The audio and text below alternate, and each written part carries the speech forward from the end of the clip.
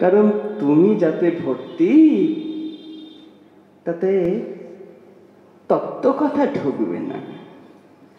তোমার চোখে ঠুলি কানে ছিপি, তত্ত্ব কথা ঢুকবে না বাবা, তুমি খালি হয়ে এসো আগে। নচিকেতা সেই জন্যই বলছেন, মৈত্রেয়ী বলছেন বিত্ত মানুষকে অমর করতে পারে না। আর নচিকেতাও জমকে একই কথা বলছেন প্রায়। নচিকেতা বলছেন ন বিত্তেন তর্পণীয় মনুষ্য, অর্থ কখনো মানুষকে শান্তি দিতে পারে না, সন্তুষ্টি দিতে পারে না। মহাত্মা গান্ধী একটি কথা লিখেছেন সুন্দর, লিখছেন mother earth can face everybody's need but not anybody's grid. পৃথিবীতে এই আমাদের বসুন্ধরা প্রত্যেক মানুষের প্রয়োজনীয়তা মেটাতে সক্ষম, লোভের চাহিদা মেটাতে সক্ষম না। লোভের তো কোনো সীমাই ন জাতু কাম কামানামুক ভোগের সংয়তি। তুমি কাম্যবস্তু পেলে খুশি হচ্ছ বাবা, কিন্তু কাম্যবস্তু ভোগের স্পৃহাই তো তোমার শেষ হচ্ছে না। তবে কি করে হবে তোমার অমর হওয়া, কি করে হবে তোমার শান্তি পাওয়া? তবে শুধু গৌর ভক্তমন্ডলী শান্তিটা পায় কে? গোবিন্দ উত্তর দিচ্ছেন, শান্তি পায় কে জানো?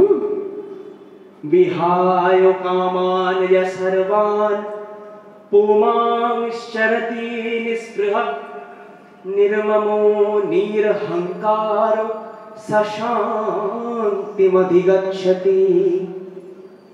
বিহায় কামান, ওই কাম নামক জিনিসটিকে ছেড়ে আসতে হবে। ইহ সর্বান পুমাংশ্চরতি নিস্পৃহ, যে পুরুষ নিষ্পৃহ অবস্থায় ভ্রমণ করে, তার মনের কোনো চাওয়া থাকে না, একমাত্র চাওয়া কবে গোবিন্দকে পাবো, কবে তাকে পাবো যাকে পেলে আমার সমস্ত চাওয়া মিটে যাবে। কোনো চাওয়ার লেশও থাকবে না, আর পাওয়ার শেষও থাকবে না।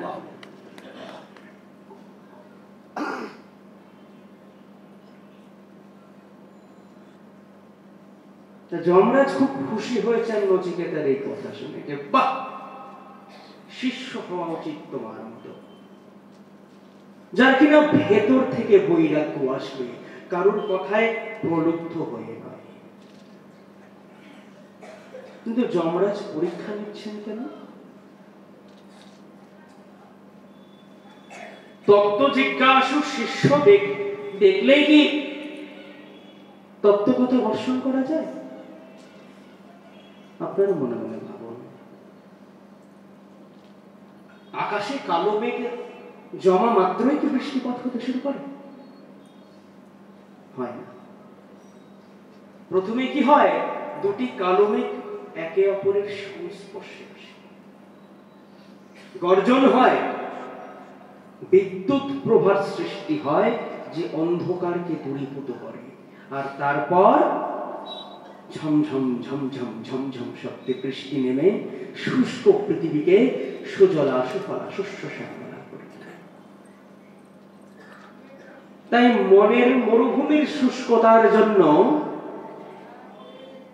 তেমনি মেঘ জমা আবশ্যক, মেঘের সমীপে আসা আবশ্যক, গর্জন বিদ্যুৎ প্রভা সৃষ্টি আবশ্যক, তবেই তো কৃষ্ণ কর্ণামৃত প্রবেশ করতে।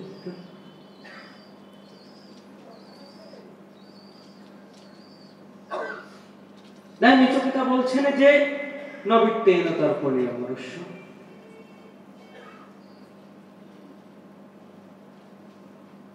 যমরাজ ওইতে খুশি হলেন, বলে ঠিক আছে, এবার তবে মূল জায়গায় আসি, তোমার জিজ্ঞাসার আজ অবসান।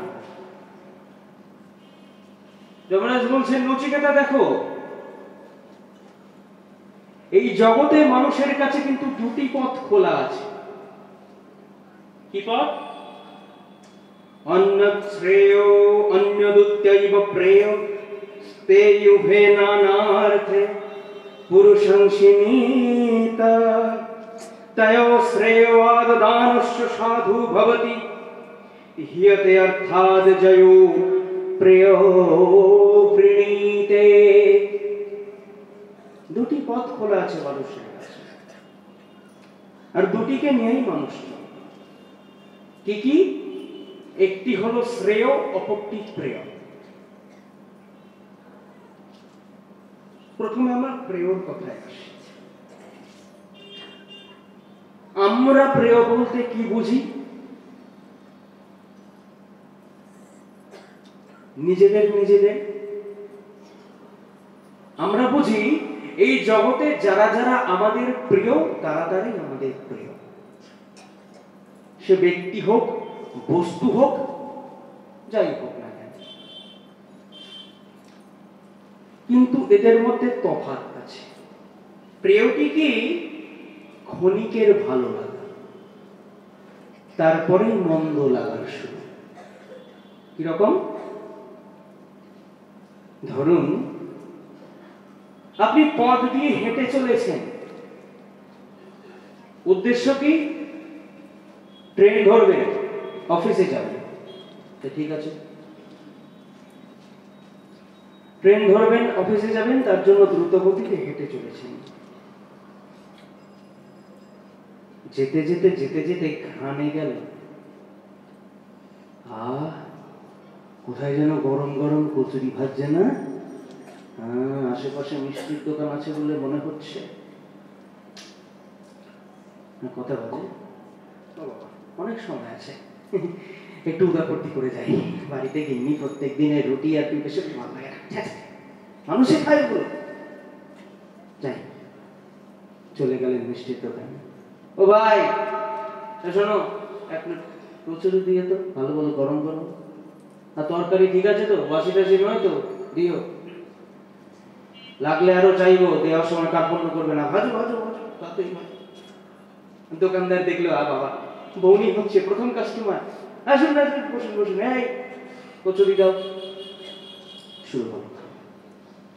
একটা খেলেন, দুটো খেলেন, তিনটে, চারটে, পাঁচটা, ছটা, সাতটা, আটটা। ওরে বাবা রে বাবা।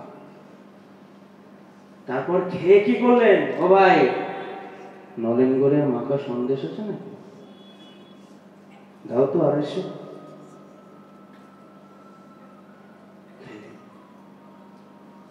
মুখ টুক ধুয়ে ঢক ঢক ঢক ঢক করে জল খেলেন, উদতৃপ্ত। আবার হাঁটতে শুরু করলেন, গান গাইতে গাইতে। কি আনন্দ, কচুরি খেয়েছি, তিন্নিকে বলবো না বাড়িতে। জামাই দেখে নিলেন কচুরি তরকারি দাগ পড়ে গেছে কিনা। গান গাইতে গাইতে স্টেশনের দিকে যাচ্ছে, পথে যেতে যেতে ব্যাস শুরু হয়ে গেল অ্যাকশন। পেটের মধ্যে মোচড় দিচ্ছে। 8খানা কচুরি ওইটুকু পেটের মধ্যে ঢুকে পরস্পরের মধ্যে ঝগড়া বাঁধিয়ে দিয়েছে। পেটে মোচড় দিচ্ছে, বুঝতে পেরে গিয়েছেন যে ওভারডোজ হয়ে গিয়েছে, হালকা হওয়া দরকার। কিন্তু আশেপাশে তো কোথাও শৌচালয় নাই। এ তো কি মুশকিল ভগবান। কটা বাজে? আর মাত্র 5 মিনিট বাকি। সেই শৌচালয় খুঁজতে আবার গেলেন মিষ্টির দোকানের পাশে, পাশেই শৌচালয়।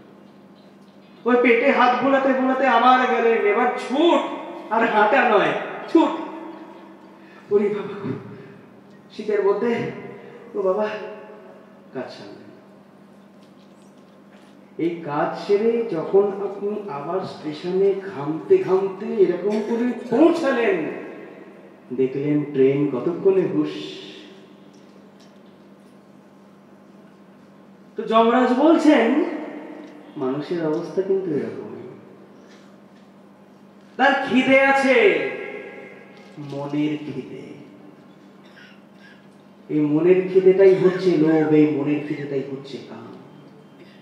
ভোগ করতে করতে করতে করতে জ্বালা যন্ত্রণা ক্লিষ্ট হওয়ার সময় দেখব আমাদের ট্রেন কখন বেরিয়ে গিয়েছে। তখন হাপিত্তেশ করে বসা ছাড়া আমাদের আর কোনো কাজ নেই।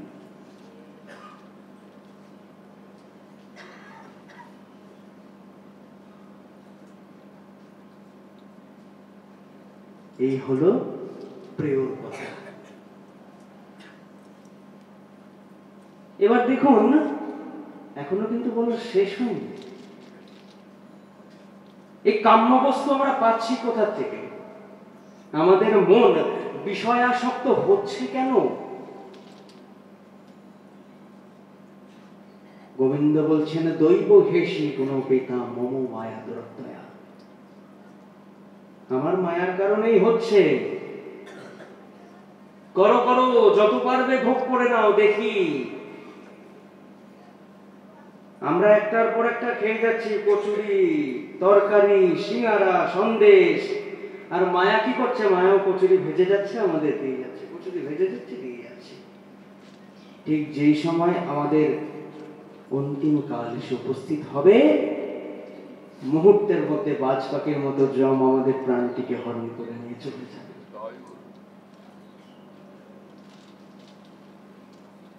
গোবিন্দ তো এত বড় দুঃখ। বলছে, হ্যাঁ, আমি কিনা বানালাম আমার সন্তানদের আমাকে ভজনা করবার জন্য, কিন্তু তারা কি করলো? আমাকে ভুলে গেল।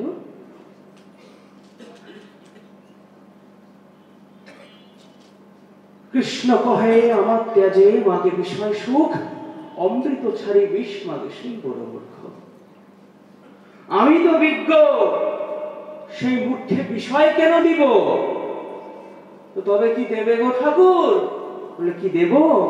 সচরণামৃত দিয়া বিষয় ফেলাইয়া। গোবিন্দ কি করে দিচ্ছেন নিজের চরণ? ওই যে শ্রেয় এবং প্রেয়র কথা বললাম, বিত্তের কথা বললাম। আরেকটি কাহিনী বলি।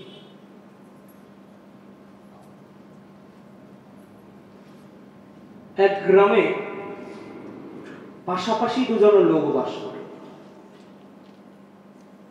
একজন খুব দরিদ্র, একজন খুব ধনী। খুব দরিদ্র মানে একেবারেই যে হত দরিদ্র দুরবস্থা তা নয়, আছে কিছু কিছু আছে, কিন্তু মনে শান্তি নেই। কারণ যা আছে তাও খরচ হয়ে যায়, সম্পদ যা আছে। মনে মনে ভগবানের উপর খুব রাগ, কৃষ্ণের উপর খুব রাগ। আকাশের দিকে তাকায় আর বলে, হ্যারে কেষ্টা, তুই বলছিস সব তোর খেলা,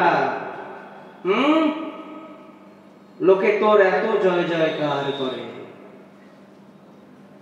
তুই নাকি জগৎ বানিয়েছিস, তুই নাকি আমাদের বানিয়েছিস। তুই তো পক্ষপাতী। তুই একজনকে প্রচুর ধন সম্পদ দিয়ে ভরিয়ে রেখেছিস, আর আমি আধ পেটা খেয়ে বেঁচে আছি। সে বেলায় তোর চোখ যায় না? না, পেতাম যদি তোকে, উচিত শিক্ষা দিতাম, চাবুক পেটা করতাম আমি তোকে। গোবিন্দের উপর কি ক্রোধ, কি আক্রোশ! এইরকম ভাবে সারাটা দিনে গোবিন্দকে অনেক অনেক কটু কথা বলার পর রাত্রে সে ঘুমিয়েছে। ঘুমিয়ে ঘুমিয়ে স্বপ্নে সে শুনছে কেউ যেন তার নাম ধরে ডাকছে, কিরে হরিমোহন, চাবুক পেটা করবি বলছিলি না? দেখ দেখ, আমি এসেছি, আমি এসেছি তোর চাবুক খেতে। দেখ, তুই তোর চোখ খোল। সে হরিমোহন ধর্মর করে উঠে বসেছে, বসে দেখছি, হ্যাঁ তো কালো করে ছেলেটা, হাতে বাঁশি, মাথায় চূড়ামণি, পায়ে নুপুর। কেরে কেষ্টা এলি? বলে, হ্যাঁ রে, আমি এলাম। কিন্তু তোর কাছে যাব না যদি তুই আমাকে চাবুক পেটা করিস। আর তো করবো না, তোকে চাবুক পেটা করবো না, পঞ্চপ্রদীপ দিয়ে আরতি করবো বাকিগুলার মতো। তুই আমাকে কি দিয়েছিস? এই জগৎ সংসারে আমি একা, এই একা বাঁচবার রসদটুকু আমার গৃহে নেই। তুই আমাকে কি দিয়েছিস? তুই তো দিয়ে ভরিয়ে রেখেছিস আমার প্রতিবেশী তিন কুড়িশীলকে। কি নেই তার? হাতিশালে হাতি, ঘোড়াশালে ঘোড়া, দাস দাসী,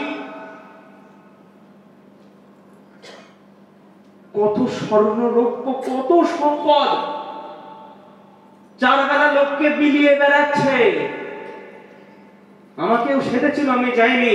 আমার কি আত্মসম্মান বোধ নেই? তুই এত পক্ষপাতী কি করে রে?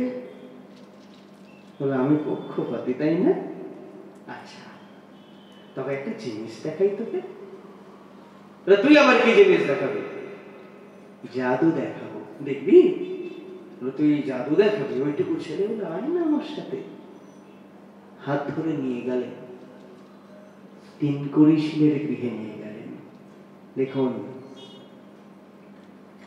বাহ্যিক আড়ম্বরকে সেই হরিমোহন এতকালে দেখে এসেছে, এখন আভ্যন্তরীণ বেদনার সঙ্গে সম্মুখীন করাতে নিয়ে গেলেন তাকে ভগবান।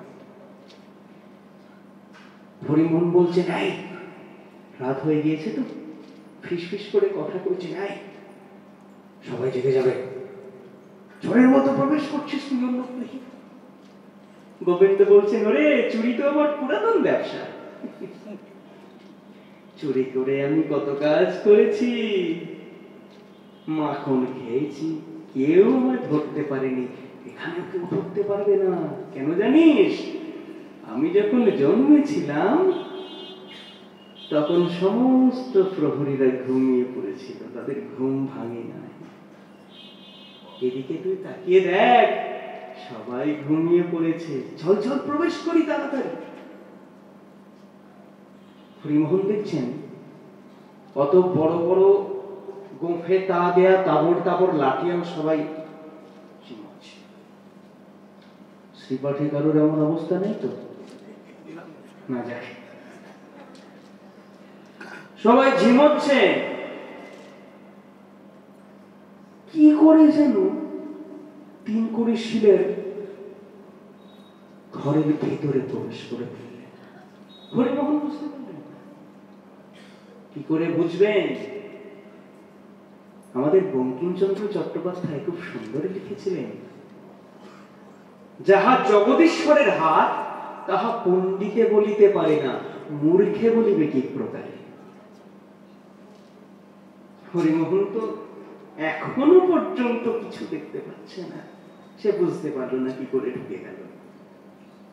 কিন্তু গিয়ে দেখছে অন্য ছবি।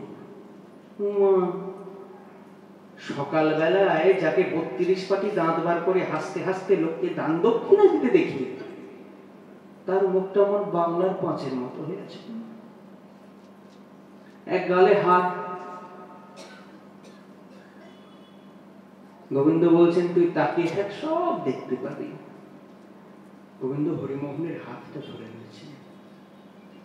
হরিমোহন স্পষ্ট দেখতে পেলেন তিন কুড়িশীলের আভ্যন্তরীণ মনোভাব। তিন কুড়িশীলের মনে শান্তি নেই। তার যতই প্রভাব প্রতিপত্তি হোক, অর্থ সম্পদ হোক, তার স্ত্রী ব্যভিচারিণী অন্য কারোর সঙ্গে গমন করেছে,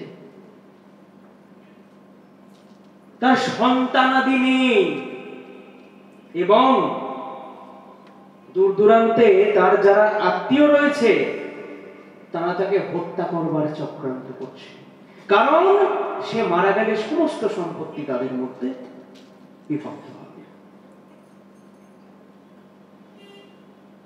তিন কুড়িশীলের প্রত্যেক মুহূর্তে মৃত্যুর ভয়। হরিমোহন বলছেন, কি রে কেষ্টা, এ তো দেখছি অন্য ছবি।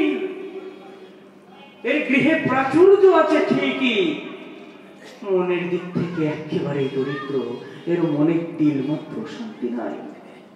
ওরে, আমি যখন আমার গৃহে আত্মীয়টা গরম ফেনা ভাত মুখে দিই, তখন আমারও তো শান্তি লাগে, এর তো সেটুকু নাই।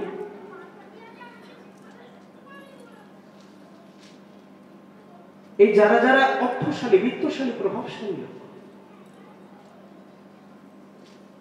শীর্ষেন্দু মুখোপাধ্যায় লিখছেন, একটা উপন্যাসে লিখছেন যে দাদা জানেন তো, দুটি লোকের মধ্যে কথোপকথন হচ্ছে, যে দাদা জানেন তো ওই লোকটা একেবারেই গরিব। বলেন কি গরিব? বলে হ্যাঁ, যাচ্ছে না রকমের গরিব, লোকটা টাকা ছাড়া কিচ্ছু নাই। এই হচ্ছে অবস্থা বিত্তশালী লোকেদের। তো হরিমোহনের কপালে চিন্তার ভাঁজ। তবে হ্যাঁ রে, এ যদি অর্থশালী লোকে সুখ না পায়, তবে প্রকৃত সুখীকে জগৎ সংসারে তুই তো ভারী নিষ্ঠুর, সবাইকেই কাঁদাস, হ্যাঁ, সবাইকে দুঃখ যন্ত্রণা দিয়ে মুড়ে রেখেছিস, কারোর প্রতি তোর ভালোবাসা নেই রেখেস না। দাঁড়া দাঁড়া দাঁড়া দাঁড়া, এক ছবি দেখিয়েছি, এবার আরেকটি ছবি দেখাই তোকে, চল। তার আগে চোখ বোঝ। হরিমোহন চোখ বুঝলেন, আর যেই চোখ খুলেছেন চমকে উঠলেন। এ কোথায় এসে পড়েছেন? এ তো এক বিস্তীর্ণ অরণ্য, আর তার সামনেটা কি? ও বাবা গো, বাঘ বসে আছে। বাঘের পিছনে একটা বট গাছ, আর সেই বট গাছের তলায় বসে ধ্যান করছেন একজন সাধু। ক্ষুধায় পিপাসায় ক্লিষ্ট শরীর, পরনে একটি ছেঁড়া ন্যাকড়ার মতো পোশাক, কিন্তু কোনো দিকে তার হুঁশ নাই।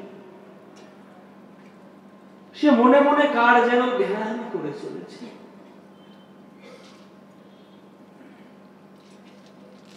হরিমোহন বলছেন, তুই আমায় এটা কোথায় নিয়ে এলি রে? এ কার ধ্যান করছে? দেখে তো সাধু বলেই মনে হচ্ছে। হ্যাঁ রে, তুই না সাধুদের বড় ভালোবাসিস? এরাও তোর কষ্ট থেকে রেহাই পায় না রে? পায় কিনা দেখবি, এর প্রকৃতপক্ষে কষ্ট আছে কিনা দেখবি। তুই তো বাইরের থেকে বিচার করতে শিখেছিস, ঘটে তোর কিচ্ছু নেই। ওরে, নারিকেলের শক্ত খলস থেকে তাকে বিচার করতে নেই, তাকে ভাঙতে হয়। দাঁড়া, ভেঙে দেখায়। গোবিন্দ কি করলেন?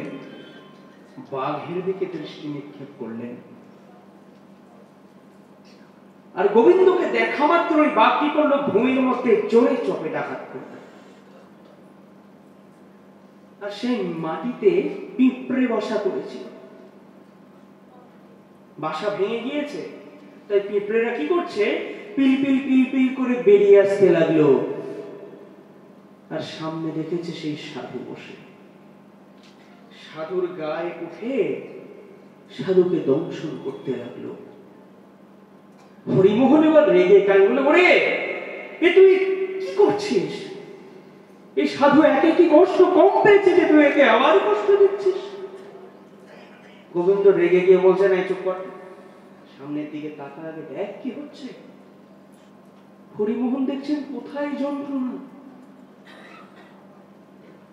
সাধুর মুখের হাসি খেলে যাচ্ছে, আস্তে আস্তে সে হাসি চওড়া হচ্ছে। সাধুর স্থির দেহ ধীরে ধীরে কাঁপতে শুরু করেছে। হরিমোহন আবার চোখ বুঝলেন, দেখছেন যতবারই পিঁপড়ে তাকে দংশন করছে, সেই গোবিন্দের চরণ কমলের স্পর্শানন্দ অনুভূত হচ্ছে তার শরীরে। আর যতবারই পিঁপড়ে তাকে কামড়াচ্ছে, সাধু দুহাত তুলে হা কৃষ্ণ, হা কৃষ্ণ, হা কৃষ্ণ বলে চিৎকার করে উঠছে আনন্দে। চোখ দিয়ে দরদর করে জলের ধারা। বলছে, ওরে, এ তো পিঁপড়ের কামড় নয়, এ তো তোর ভালোবাসা। যে ভালোবাসার আশায় আমি এতকাল বসেছিলাম, তুই এলি, তুই এলি, শেষ পর্যন্ত তুই এলি। পিঁপড়ের কামড়ে পর্যন্ত যন্ত্রণা নামে সে পরম সুখ অনুভব করছে। যা সাধারণ মানুষের পক্ষে অনুধাবন করা সম্ভব নয়, উপলব্ধি করা সম্ভব নয়।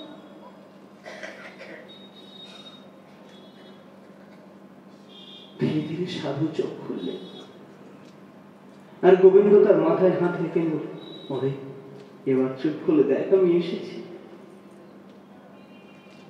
তখন হরিমোহন এক নাট্যচিত্রের সাক্ষী হয়ে রইল। গোবিন্দ বললেন, ওরে তুই উপসী বলে আমিও উপসী, দেখ তোর জন্য কত খাবার এনেছি, দেখ। মাটির দিকে হাত ছোঁয়াতে মাটি পুড়ে নানা রকম ভোজ্য পদার্থ সামনে ভেসে উঠল, আর গোবিন্দ আর সেই সাধু সেই খাবার কারাকারি করে খেলেন। হরিমোহন সাক্ষী রইল এক অপরূপ ভক্ত ভগবানের সম্পর্কে। হরিমোহন বলল যে তুই আমার চোখ খুলে দিলি রে, তুই আমার চোখ খুলে দিলি। ওরে তুই একই করলি, তুই কত বড় জাদুকর, আমি তার প্রমাণ পেয়ে গেছি। এই জগৎ সেই সুখী নয় যে জাগতিক বস্তুকে পেয়েছে, এই জগতে সেই সুখী যে সর্বশান্ত হয়েও তোকে পেতে ক্লান্ত হয় না। শুধু গৌর ভক্ত মন্ডলী, এর থেকে আমরা কি শিক্ষা পাই? কি করে আসবে কেষ্টা যদি না থাকে তাকে পাওয়ার চেষ্টা, যদি না থাকে তার অমৃত কথা আস্বাদনের তেষ্টা। তাই কেষ্টাকে পাওয়ার জন্য তেষ্টা এবং চেষ্টার দুটোরই প্রয়োজন।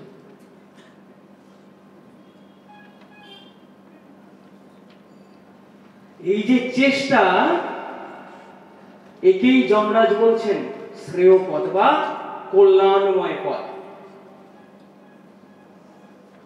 যমরাজ আবার বলছেন যে নচিকেতা শোনো, আরেকটা গুরুত্বপূর্ণ কথা তোমাকে জানিয়ে রাখি।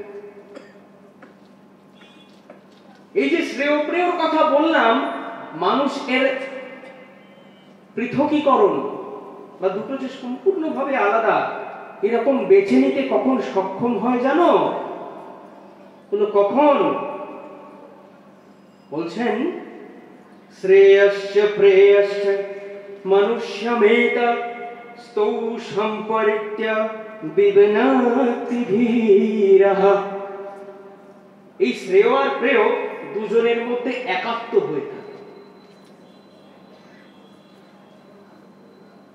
আর এই শ্রেয় প্রেয়কে বিভাজন করতে সেই সক্ষম যে ধীর।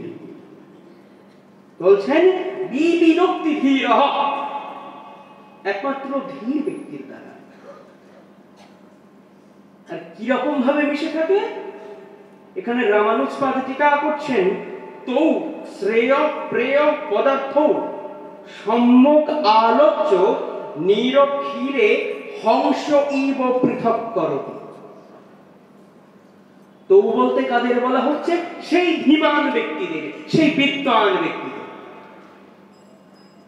বলছেন কি, হাঁস যেভাবে দুধে জল মিশিয়ে দিয়ে দুধটা খেয়ে নেয় আর জলটা ফেলে রাখে, অর্থাৎ কি দুধ আর জলের মধ্যে তফাৎ করতে পারে।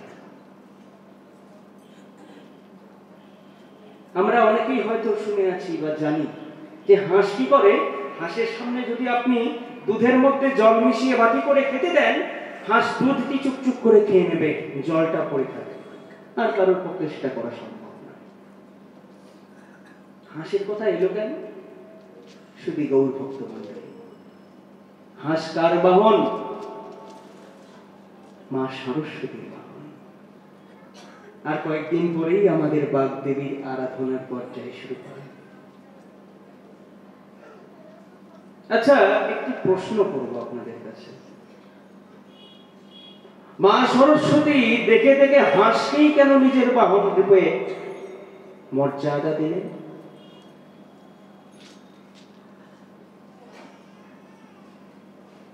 মা সরস্বতীর বাহন হাঁস, কিন্তু কেন? তিনি বিদ্যার দেবী। আর বিদ্যান ব্যক্তির স্বভাব কিরকম? ওই যে বলছেন শ্রেয় প্রেয় পদার্থ সম্যক আলোচ্য নিরক্ষীরে পৃথক সয়ব করবে। তুমি বিদ্বান ব্যক্তির সামনে বিদ্যা অবিদ্যা মিশিয়ে দাও, ঘেঁটে দাও পুরো, যাতে কেউ বুঝতে না পারে। বিদ্বান ব্যক্তি বা ধীমান ব্যক্তি হাঁসের মতো চুপচুপ করে সেই বিদ্যাটিকেই গ্রহণ করবে, অবিদ্যাটা ফেলে রাখবে। তাই এখানে বিদ্বান ব্যক্তিদের সঙ্গে হংসের তুলনা করা হয়েছে, ধার্মিক ব্যক্তিদের সঙ্গে। আর বিদ্যা কি জানেন তো? ধর্মের 10টি লক্ষণের মধ্যে একটি লক্ষণ। ধর্মের লক্ষণ সম্পর্কে শাস্ত্র বলছেন, ধৃতি সমাদমস্তেয়ং শৌচম ইন্দ্রিয় নিগ্রহ ধীর বিদ্যা সত্যম অক্রোধ দশকং ধর্ম লক্ষণম। বিদ্যা হলো ধর্মের লক্ষণের মধ্যে 10টি লক্ষণের মধ্যে 8ম লক্ষণ। তা বিদ্যাও কিন্তু এক প্রকার ধর্মাচরণ।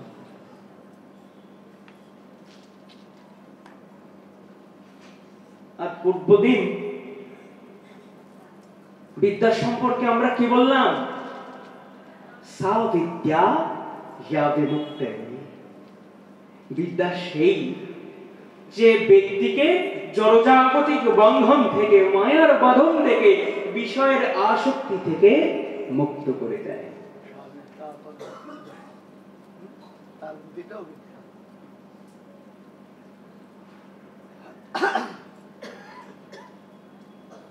আর আরেকটি কথা, বিদ্যাটা কিরকম হতে হবে বাবা? প্রভু কহে বিদ্যা মধ্যে কোন বিদ্যা সার, রায় কহে কৃষ্ণ ভক্তি বিনা বিদ্যা নাহি আর। শুধু চৈতন্য চরিতামৃত নয়, চৈতন্য ভাগবতে আমার শ্রীল বৃন্দাবন দাস ঠাকুর কলম দিচ্ছেন, পড়ে কেন লোকে? লোকে পড়াশোনা করে কেন বাবা? পড়ে কেন লোকে? কৃষ্ণ ভক্তি জানিবারে। সে যদি ন হইল তবে বিদ্যার কি প্রকারে? তুমি যদি পড়াশোনা করে গোবিন্দকে জানতে না পারো, তবে ওই বিদ্যা তোমার কিসের কাজে লাগবে? ওই বিদ্যা নিয়ে তোমার কিসের অহংকার? সবই তো একদিনে ধূলিসাৎ হয়ে যাবে। কারণ 2 दिन का जीवन प्राणी कर ले विचार, तू कर ले विचार। विचार करे प्यारे प्रभु को अपने मन में निहार, तू प्यारे प्रभु को अपने मन में निहार, तू मन में निहार, तू। মন দিয়ে তাকে দেখো। আর কিভাবে তাকে দেখবে গো? দেখুন, যখন আমরা শান্তির পথ খুঁজব, তখন বৈষয়িক কলহ থেকে আমাদের মুক্ত হবে। গুরু শিষ্যের তত্ত্ব জিজ্ঞাসাও কিন্তু কোথায় হয়? আমার গৌরহরিয়ার রাবারোদ্দরায় কোথায় বসেছিলেন? 2 জনে কথা কহয়ে রহস্য, এমন একটি জায়গায় বসেছিলেন যেখানে কেউ আর তাদেরকে বিরক্ত করবে না।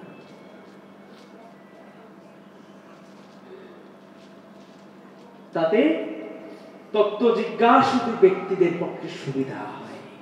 বৈষয়িক কলকাকলে যত তোমার কানে কম যাবে, ততই গোবিন্দের পথে তুমি অগ্রসর হতে পারবে, কৃষ্ণ প্রাপ্তির পথে তুমি এক পা করে এগিয়ে যেতে পারবে।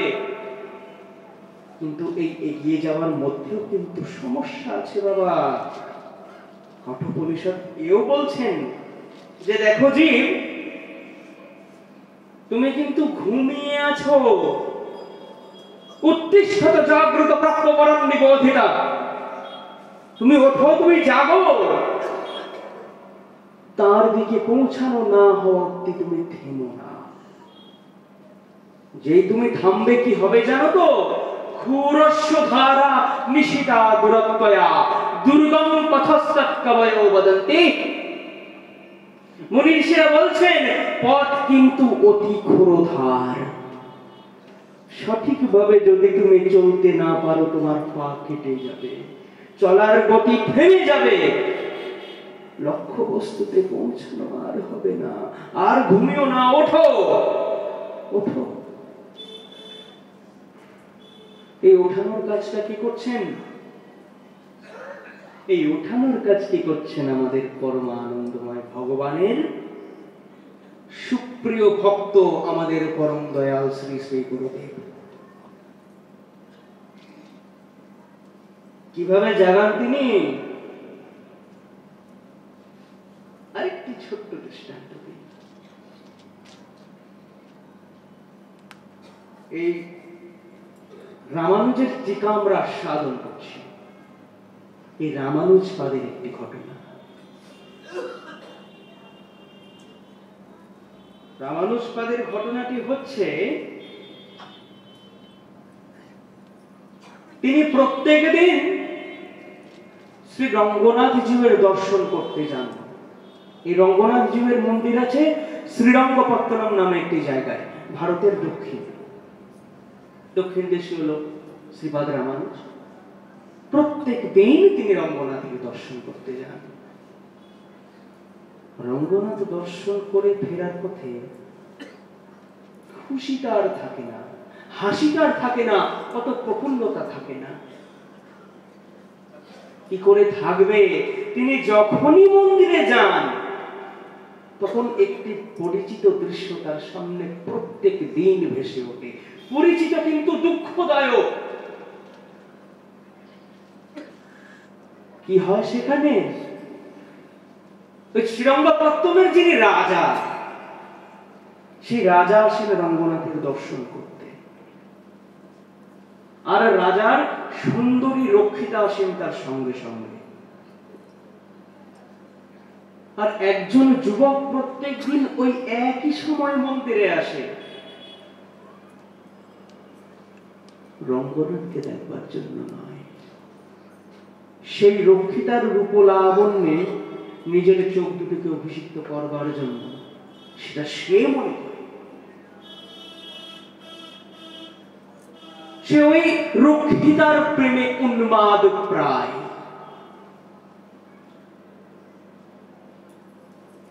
রামানুজ দেখলেন এই ছেলেটি বড় বিপদে, এর বড় কষ্ট, এর বড় যন্ত্রণা। এক কুৎসিতের সন্ধানে নিজের জীবন অতিবাহিত করছে, একে প্রকৃত আনন্দময় পথে নিয়ে যেতে হবে, তা আমি নিজে করব।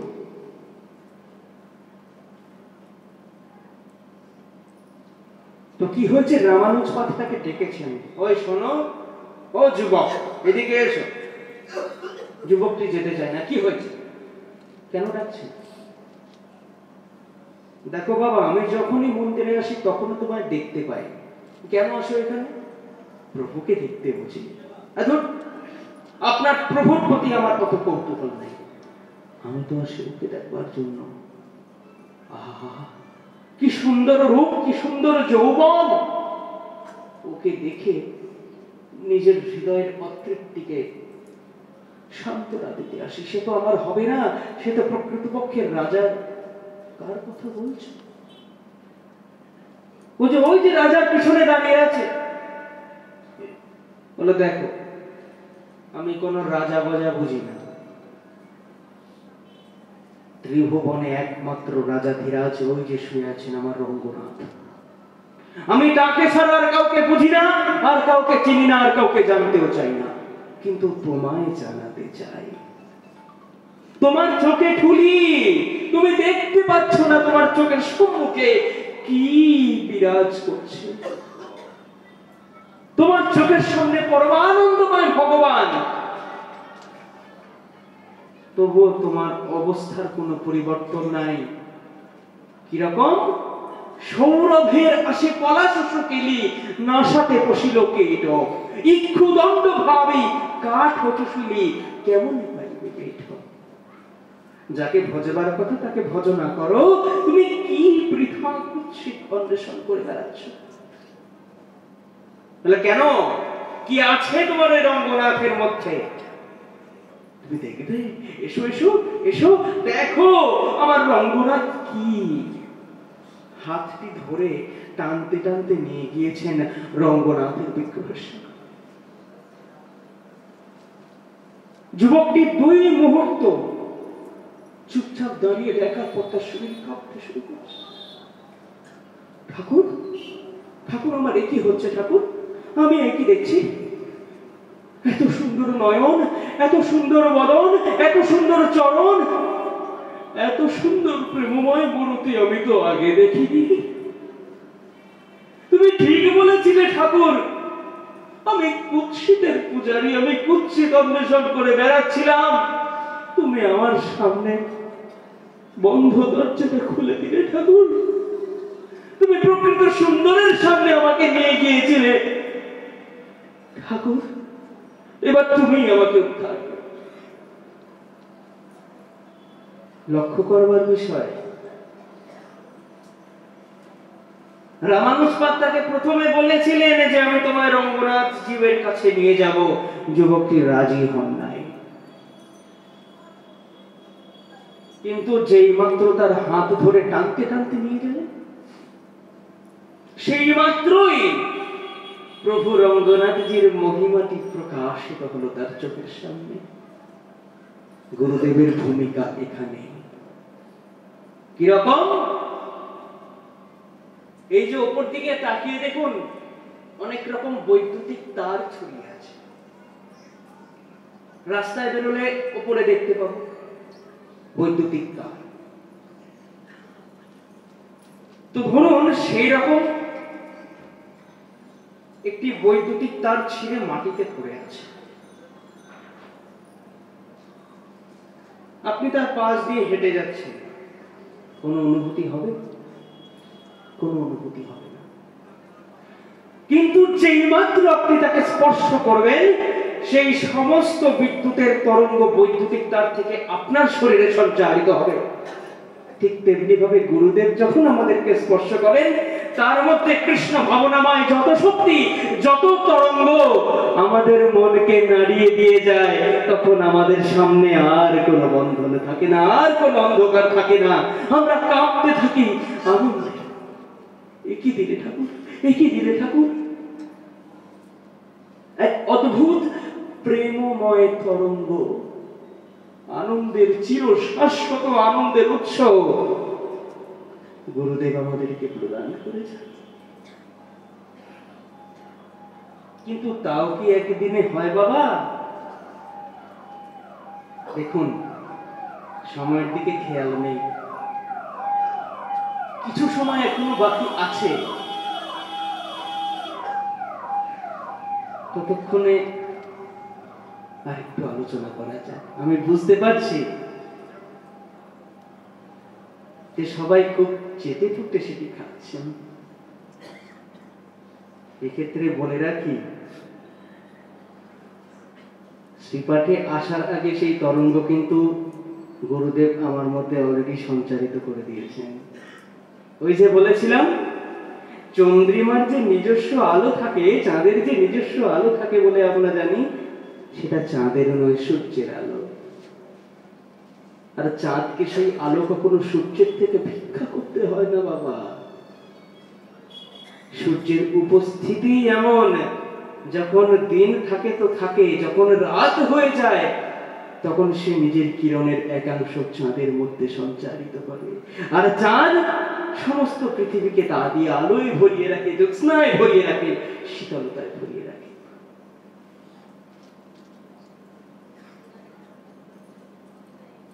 না চাইতেই দিয়েছেন তিনি, তার কাছে কখনো চাইতে হয় না। সন্তানের চোখ দেখেই তিনি বুঝতে পারেন, তিনি ঠিক বুঝতে পারেন তার কি চাই, তার কি লাগবে, তার কি প্রয়োজন। তাই বলছেন শ্রীমদ্ ভাগবতে শ্রীল শুকদেব গোস্বামী পাদ, ভবাপবর্গ ভ্রমতো যদা ভবেৎ जनस्य तर्हि अच्युत सत्समागम सत्संगमो जर्हि तदैव सद्गतो परावरेशे त्वयि जायते रति। সাধারণ অবস্থায় কিন্তু যে গোবিন্দ ভক্তি লাভ করে সে কি করে? ভব ভ্রমত, পৃথিবীতে ঘুরে বেড়ায় কিসের আশায়? অপবর্গ, মুক্তির আশায়, শান্তির আশায়, কল্যাণের আশায়। তারপর কি হয়? সৎ সমাগম। ছোটবেলায় সুভাষিতানিতে সংস্কৃতে পড়েছিলাম, ত্যাজ দুর্জন সংসর্গম ভজ সাধু সমাগমম। আর আরো ছোটবেলায় পড়েছিলাম অয়কি আদর্শ লিপিতে, অসৎসঙ্গ ত্যাগ করো। অসৎসঙ্গ ত্যাগ করার অর্থই হচ্ছে সৎসঙ্গমে উপনীত হও। আমরা ভবের পারে যাব তো, তাই একজনের সঙ্গম আমাদের দরকার। সেটা কিরকম? সৎ সমাগম। আর এই সৎ সমাগমে কি হয়? সৎসঙ্গম জর্হি তদৈব সদ্গত। ওই যে বললাম কৃপা তরঙ্গের কথা, সৎ সমাগমে আমাদের কি হয়? সদ্গতি প্রাপ্তি হয়। কারণ সৎসঙ্গে সদ্গবাস, অসৎসঙ্গে সর্বনাশ। সৎসঙ্গে সদ্গতি প্রাপ্তি হয়। আর সেটা কিরকম? তর্হি অচ্যুত পরাবরেশে তুই জায়তে রতি। পরাবর বলতে এখানে বলছেন শাশ্বত ঈশ্বর গোবিন্দ। সেই গোবিন্দের প্রতি আমাদের রতি উপজয়।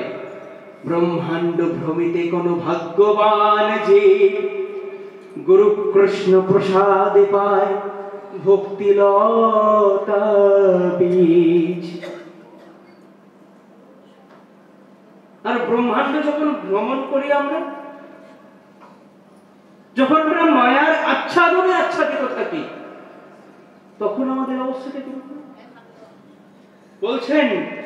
পিশাচি পাইলে যেন মতিচ্ছন্ন হয়, মায়াগ্রস্ত জীবের হয় সে ভাবুদয়। কভু রাজা কভু প্রজা, কভু বিপ্র শূদ্র, কভু সুখী কভু দুঃখী, কভু কীট ক্ষুদ্র। এই রূপ সংসারে ভ্রমিতে কোন জন সাধু সঙ্গে নিজ তত্ত্ব অবগত হয়। সাধু সঙ্গে নিজ তত্ত্ব অবগত হন।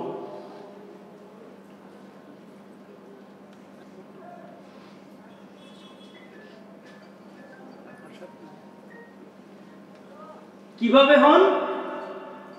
শুধু গৌর ভক্ত মানুষ।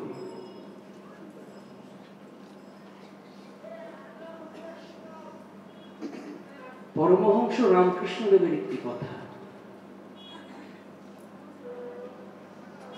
বলছেন,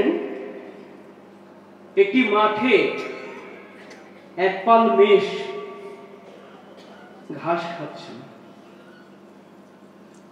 আর সেই মেষদের শিকার করবার জন্য উঁচু একটা টিলায় দাঁড়িয়ে আছে একজন বাঘিনী। সে সময় সেই বাঘিনী ছিল গর্ভবতী। উঁচু থেকে নিচে নামছে লাফ দিয়ে। সেই সময় গর্ভস্থ শিশুটি ভূমিষ্ঠ হলো। আর লাফ দেওয়ার কারণে বাঘিনীর প্রাণ বেরিয়ে গেল। আর সেই গর্ভস্থ শিশু তখন ভেড়াদের সাথেই মানুষ হতে লাগলো, মহিষেদের সাথেই, তাদের সাথেই দলে মিশে গেল।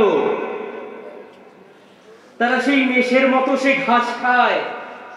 মেষের মতো মেয়া মেয়া করে নিজের তত্ত্ব, নিজের স্বরূপ, প্রকৃতপক্ষে সে নিজে কি তা ভুলে গিয়েছে।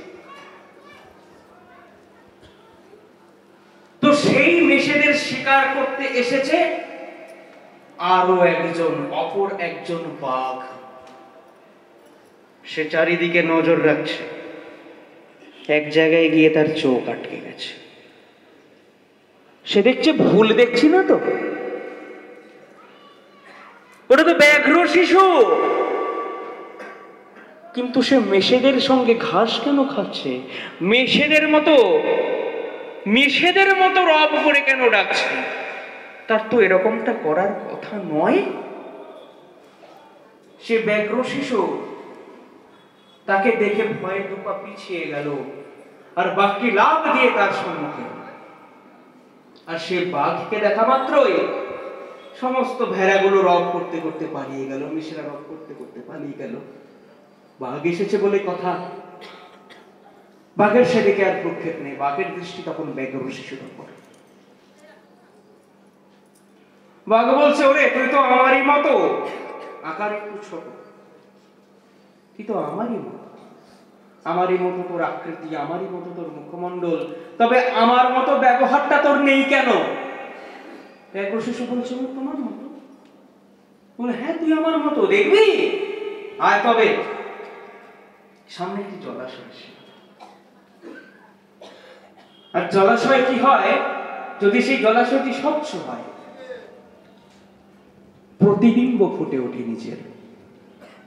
তো ব্যাঘ্র এবং ব্যাঘ্র শিশু দুজনেই জলাশয়ে উঠে দিয়েছে। ব্যাঘ্র শিশু দেখছে, হ্যাঁ ঠিক,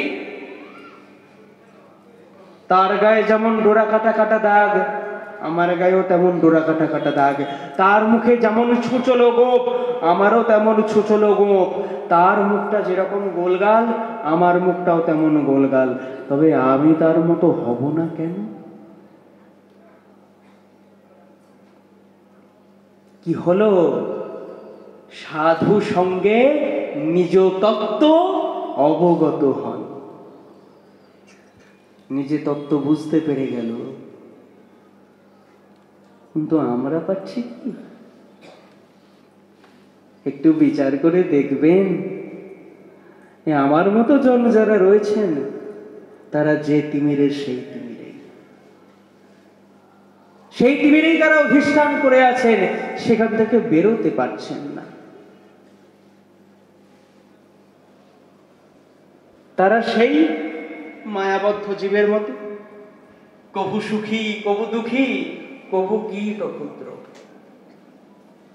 কিন্তু প্রকৃত যিনি গোবিন্দ প্রেমী, প্রকৃত যিনি কৃষ্ণ ভক্ত, তার অন্তরের আরতিটি কিন্তু একটু আলাদা। তিনি বলছেন, প্রভু তুমি আমাকে যা দেবে দাও, যেভাবে বানাবে বানাও। কি মানুষ পশু পাখি কুলে জন্মে, অথবা কীট পতঙ্গ কর্ম বিপাকে, গতাগতি পুনঃ পুনঃ। কি হয়? কর্মের বিপাক, গতাগতি পুনঃ পুনঃ, যাচ্ছি আর আসছি। পুনরপি জননম পুনরপি মরণম, পুনরপি জননী জঠরে শয়নম। কর্ম বিপাকে গতাগতি পুনঃ পুনঃ, কিন্তু মতি रहूं तो पर संगे,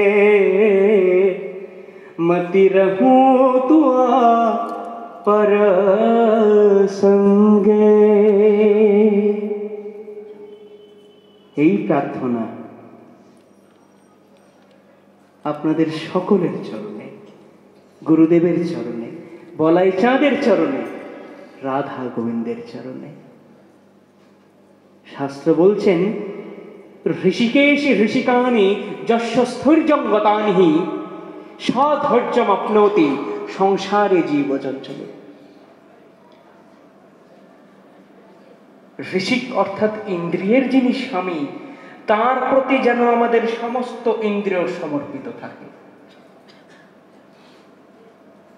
আমাদের নিজের বলতে দেওয়ার যেটুকু আছে ভগবানকে, সেটি হলো ভালোবাসা। তাকে যেন ভালোবাসতে পারি, হাসতে হাসতে যেন তার লোকে যেতে পারি, এবং যতদিন পর্যন্ত জীবিত আছি কিরকম সুখাবসানে ইদমেব সারং দুঃখাবসানে ইদমেব গেয়ং দেহাবসানে ইদমেব যাপ্যং গোবিন্দ দামোদর মাধবেতি। সুখ, দুঃখ এবং মরণ যেভাবেই আমরা থাকি না কেন, সেই গোবিন্দ দামোদরের চরণপ্রান্তে যেন আমাদের মস্তকটি লুণ্ঠিত হয়ে পড়ে থাকতে পারে, তবেই আমাদের মানব জীবনের সার্থকতা, তবে এই আনন্দ মহামিলন মেলায় সামিল হবার সার্থকতা, তবেই আমাদের গুরু পূজা মহা মহোৎসবের সার্থকতা।